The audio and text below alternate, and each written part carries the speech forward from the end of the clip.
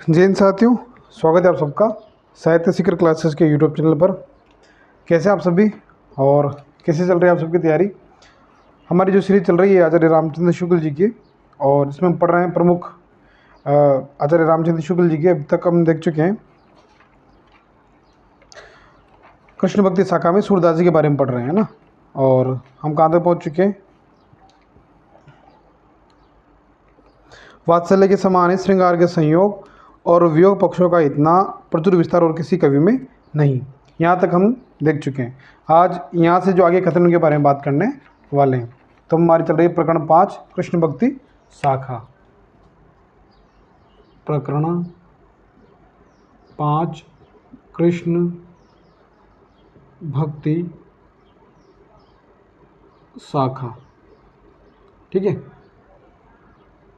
प्रकरण 5 कृष्ण भक्ति शाखा।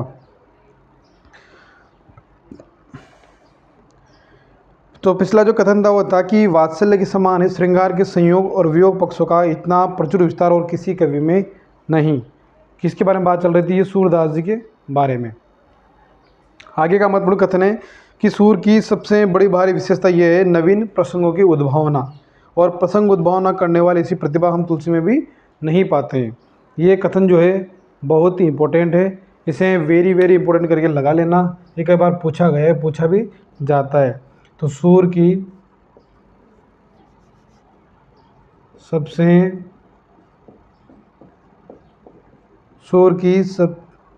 बड़ी भारी है ना, सूर की बड़ी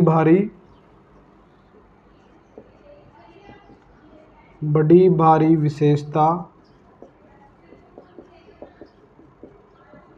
सूर की बड़ी भारी विशेषता है नवीन प्रसंगों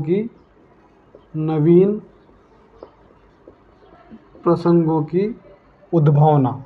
ठीक है, कौन सी? नवीन प्रसंगों की उद्भावना। नवीन प्रसंगों की उद्भावना और प्रसंगो उद्भावना की ये जो इनकी प्रतिभा है, प्रसंगोद्भावना करने वाली, प्रसंग उद्भावना करने वाली ऐसी प्रतिभा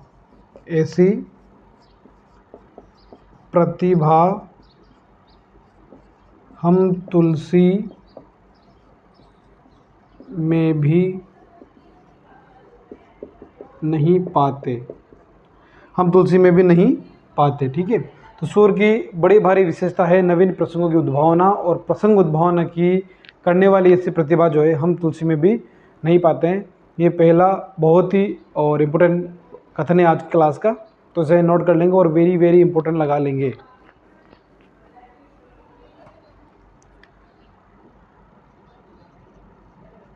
वेरी इंपॉर्टेंट। ठीक है,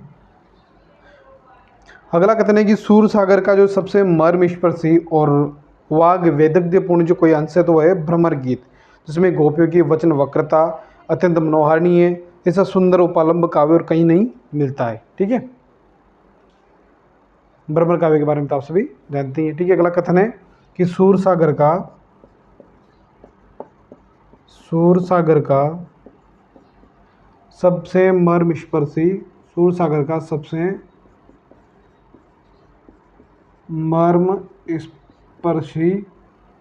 और वाग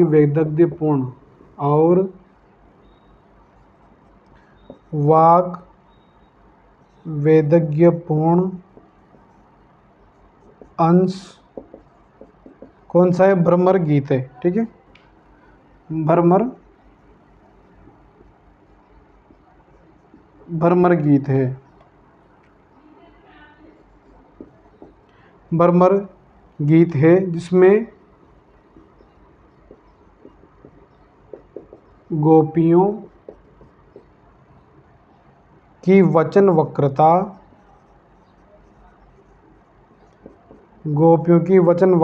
अत्यंत मनोहारिणी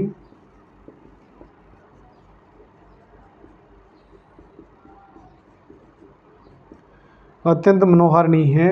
ऐसा सुंदर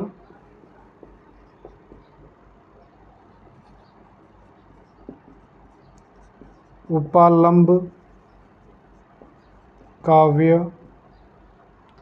और कहीं नहीं मिलता, और कहीं नहीं मिलता। ठीक है। सूर सागर का सबसे मर्मस्पर्शी और वाग वेदज्ञ पूर्ण अंश कौन सा है? भ्रमर गीत है, जिसमें गोपियों की वचन वक्रता अत्यंत मनोहारिणी है। ऐसा सुंदर उपालंब काव्य और कहीं नहीं मिलता। यह कृष्ण भक्ति शाखा का जो आज क्लास का दूसरा इंपॉर्टेंट कथन है, आचार्य रामचंद्र शुक्ल जी की पुस्तक हिंदी साहित्य का इतिहास से। तो आज के दो कथन शुरुआत के हुए कि सूर की बड़ी भारी विशेषता है नवीन प्रसंगों की उद्भावना। भगवान कृष्ण की लीलाओं संबंधित ऐसे ऐसे छोटे छोटे मतलब ऐसे ऐसे पद लिखे हैं सूरदास जी ने कि उनके बारे में कल्पना भी नहीं की जा सकती। उन्होंने ऐसे से बारीक कल्पना की है कि उसका वर्णन करना बहुत ही यूँ माने दुष्कर है कि किस तरह वर्णन किया जा सकता है उसका।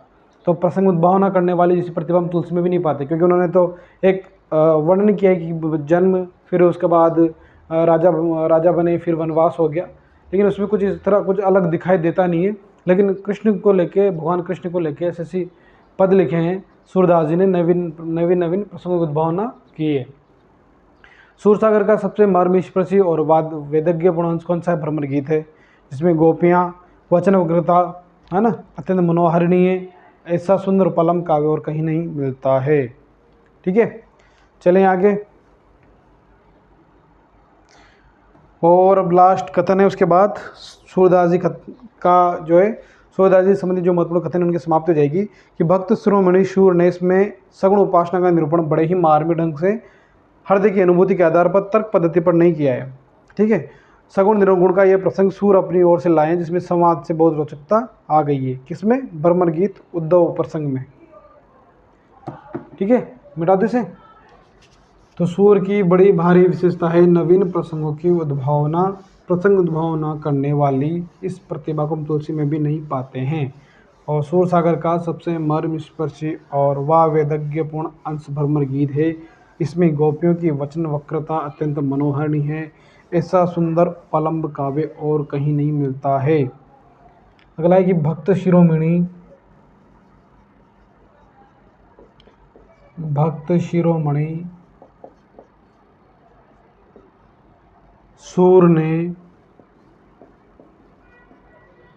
सूर ने इसमें सगुण उपासना का निरूपण, इसमें सगुण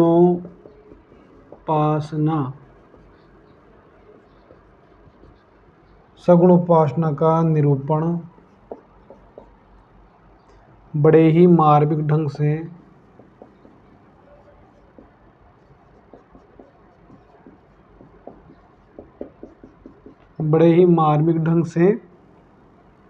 हृदय की अनुभूति के आधार पर हृदय की अनुभूति के आधार पर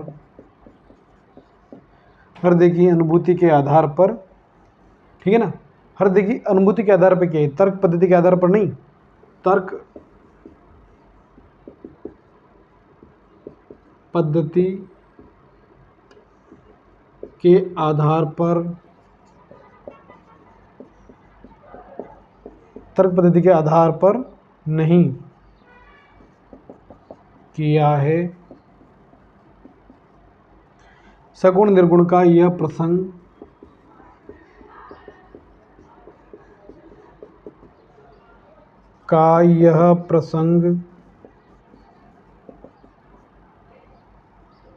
सूर अपनी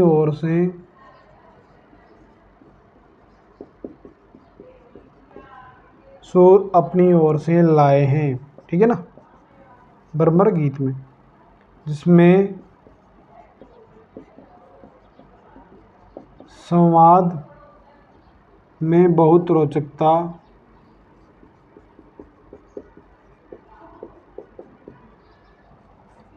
आ गई है।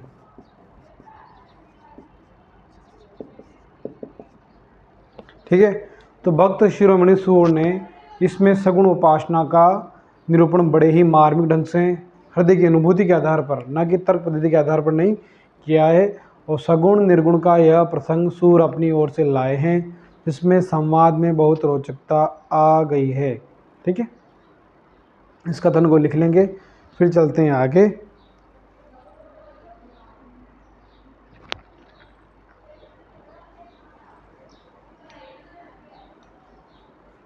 प्रकरण 5 कृष्ण भक्ति शाखा।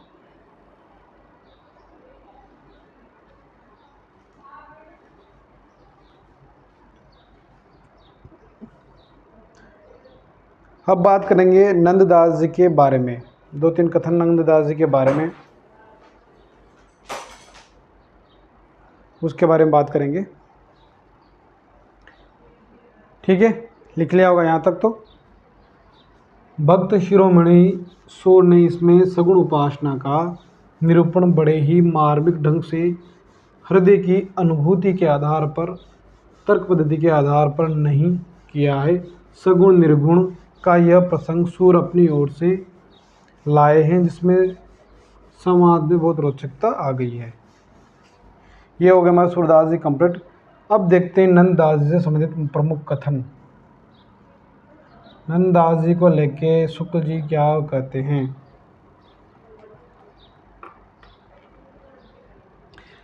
ये जो है सूरदास जी के प्राय समकालीन कवि थे, ठीक है ना। सूरदास के, ये जो है सूरदास जी के प्राय समकालीन थे और इनकी गणना अष्टचाप में है।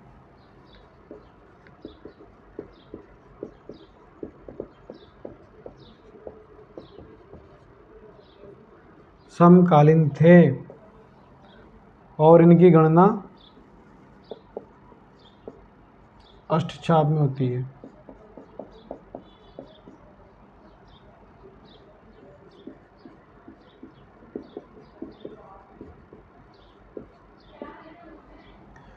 इन्होंने गोसाई विठलनाथ जी से दीक्षा ली।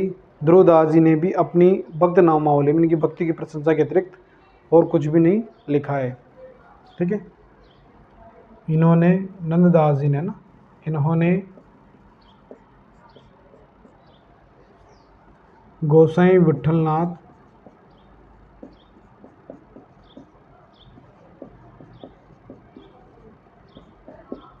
इन्होंने गोसाई विठलनाथ जी से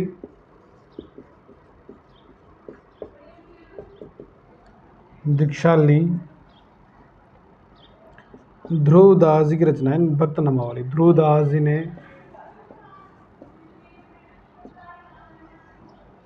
अपनी भक्त नामावली में इनकी भक्ति की प्रशंसा के अतिरिक्त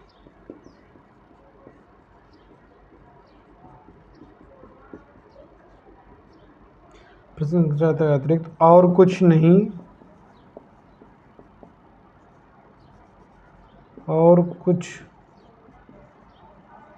लिखा है। ठीक है, इन्होंने गोसाई विठलनाथ जी से दीक्षा ली और नंददास जी ने ना, और ध्रुवदास जी ने अपनी भक्त नामावली जो लिखी है उसमें इनकी भक्ति की प्रशंसा के अतिरिक्त और कुछ नहीं लिखा है।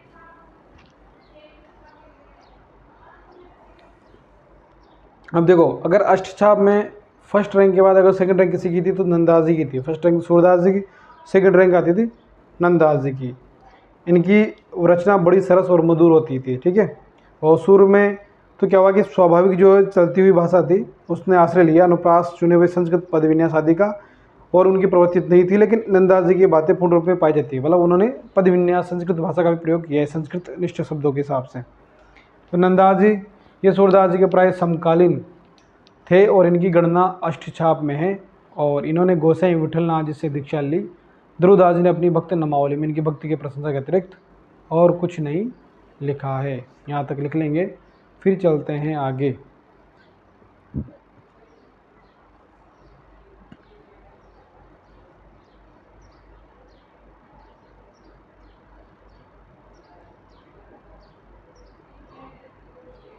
ठीक है, चलें,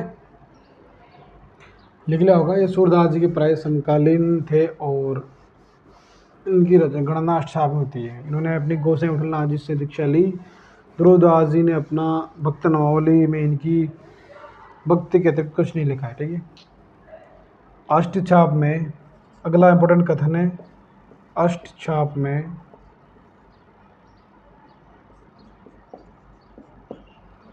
अष्टछाप में सूरदास जी अष्टछाप में सूरदास जी के पीछे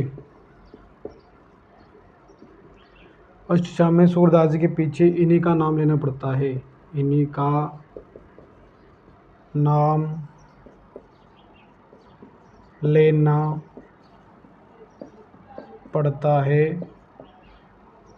इनकी रचना बड़ी सरस और मधुर है।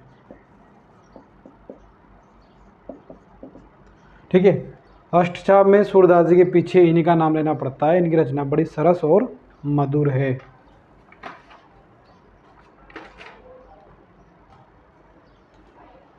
लिखेंगे इस कथन को कि अष्टछाप में सूरदास जी के पीछे इन्हीं का नाम लेना पड़ता है। इनकी रचना बड़ी सरस और मधुर है।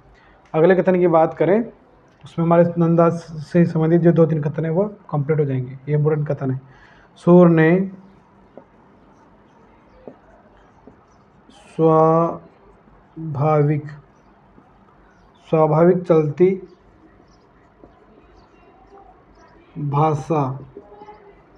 चलती भाषा का ही अधिक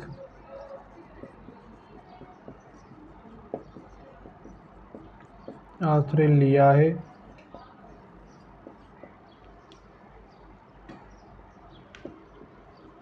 अनुप्रास और चुने हुए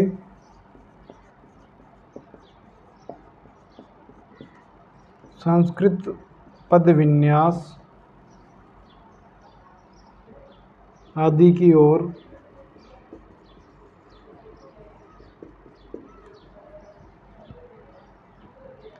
प्रवृत्ति नहीं दिखाई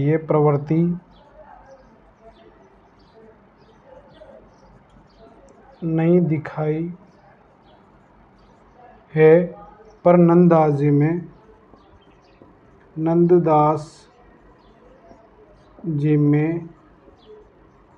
यह बातें पूर्ण रूप में पाई जाती है। ठीक है, सूर ने स्वाभाविक चलती भाषा का ही अधिक आश्रय लिया है। अनुप्रास और चुने हुए संस्कृत पद विन्यास आदि की ओर प्रवृत्ति नहीं दिखाई है, पर नंददास जी में ये बातें पूर्ण रूप से पाई जाती है। मतलब नंददास जी ने जो है संस्कृत पद विन्यास और अनुप्रास जैसे शब्दों से ज़्यादा प्रयोग रचनाओं में किया है, लेकिन सूरदास जी ने केवल चलती भाषा में ज़्यादा रचनाएं लिखी है। ठीक है, तो हमारे हो चुके हैं कंप्लीट सूरदास जी। नंददास जी भी आज हमारी क्लास से आज कंप्लीट हो चुके हैं। अष्टछाप में सूरदास जी के पीछे अगर किसी का नाम लेना पड़ता है तो वही नंददास जी। इनकी रचना बड़ी सरस और मधुर होती है।